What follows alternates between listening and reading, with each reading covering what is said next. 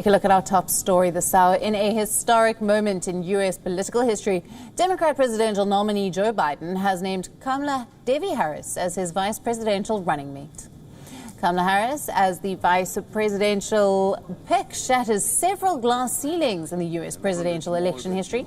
Harris is now the first woman of color and also the first Indian American woman to be chosen for national office. In a tweet, Joe Biden said that it was a great honor to choose Harris. Biden also called her one of the country's finest public servants, thus an obvious choice for his running mate. Now, Biden's announcement came amid weeks of buzz about who he would choose as his running mate. According to sources, Biden's search committee has pored over hundreds of records and conducted several interviews for months. Once a top challenger of Biden during the 2020 Democratic primaries, Kamala Harris seems to be the one who ticked all the boxes for the Democratic nominee. Taking to Twitter shortly after the announcement, Harris said that she was honored to be Joe Biden's pick as VP and would do what it takes to make him our commander-in-chief.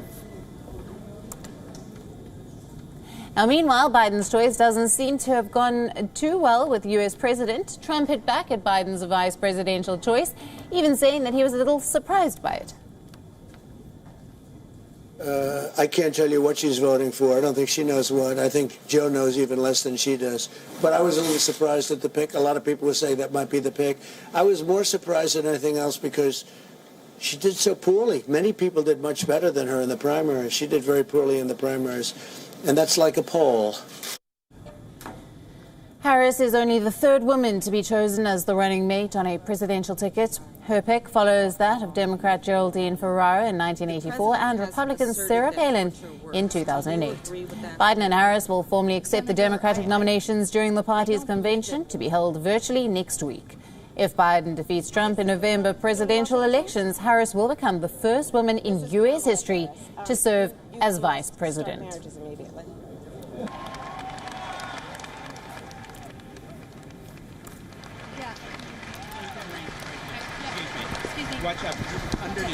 When our colleagues across the aisle said the Affordable Care Act was being rammed down the American people's throats in the middle of the night. Brock Long of North Carolina. WION correspondent Simon Marks is joining us live from Washington, D.C. for more on this. Good evening to you. Thank you for being with us. Breaking glass ceilings in a few ways. Harris is now the first woman of color and also the first Indian American woman to be chosen for national office. Tell us about the importance of this nomination. Well, I think for Democrats, Alison, this is absolutely hugely important. This is precisely the pick that so many Democrats hoped that Joe Biden would make. Indeed, the reaction to her selection has been so overwhelmingly positive that one almost wonders what would have happened if he picked anybody else. We know that he was looking at a whole variety of other candidates, but she brings a wealth of diversity to the ticket. First of all, obviously, she's a woman. Secondly, she's 55.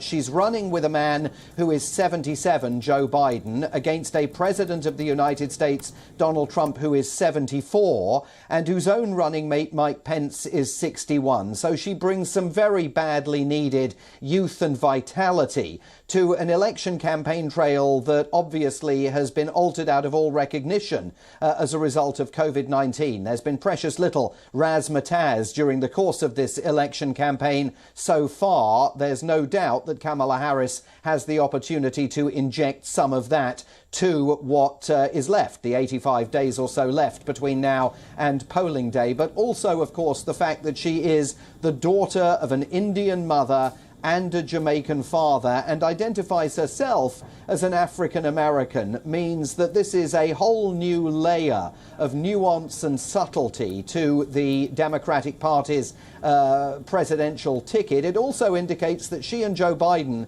have understood that it's important to find common cause and bury the hatchet, because remember when Kamala Harris was a front runner herself in the race for the Democratic Party's presidential nomination, she did not hesitate to debate very vigorously with Joe Biden about his own civil rights record. Indeed, at one point during the first presidential debate, she actually turned to him and said, "I don't believe you're a racist, but..." we are now light years away from that moment as the two of them prepare to make their first joint appearance here since he picked her to run alongside him. And Simon, some of the reactions that we've had coming in, Trump expressing his surprise at the nomination, saying that he didn't feel that she'd done very well in the primaries. And then in a tweet, Barack Obama saying that Joe Biden has nailed the decision in his pick as running mate. Some interesting and obviously very different reactions.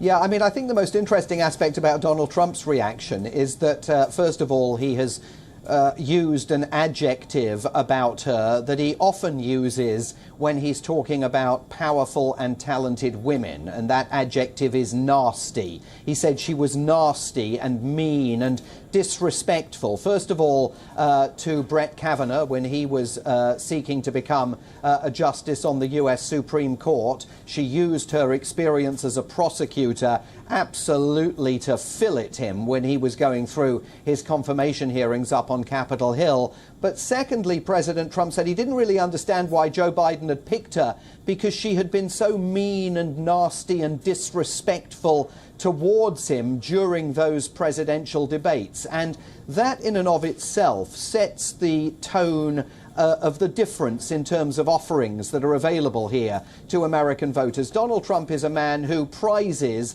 loyalty and respect above everything else. The minute he sniffs the scent of disloyalty in his inner circle, he rounds on the person that he thinks might be expressing it, removes them from the inner circle, and then trashes them later on Twitter. Joe Biden's cut from different cloth. He understands that presidential politics is a brutal business. And sometimes you are absolutely going head-to-head with someone in a presidential debate, and then a few months later you find a way of securing an agreement to run alongside one another. And that's what he's done with this very pragmatic pick. And remember that at the age of 78, which he will be if he's sworn into office next January, Joe Biden knows that it's absolutely vital to have made a vice presidential selection who is truly ready to take over from him, a heartbeat away from the American presidency, because he will be the oldest man ever sworn in to serve as American president if he is lucky enough to win this November. Simon, thank you very much for that analysis there. Now, Kamala Harris is often referred to as the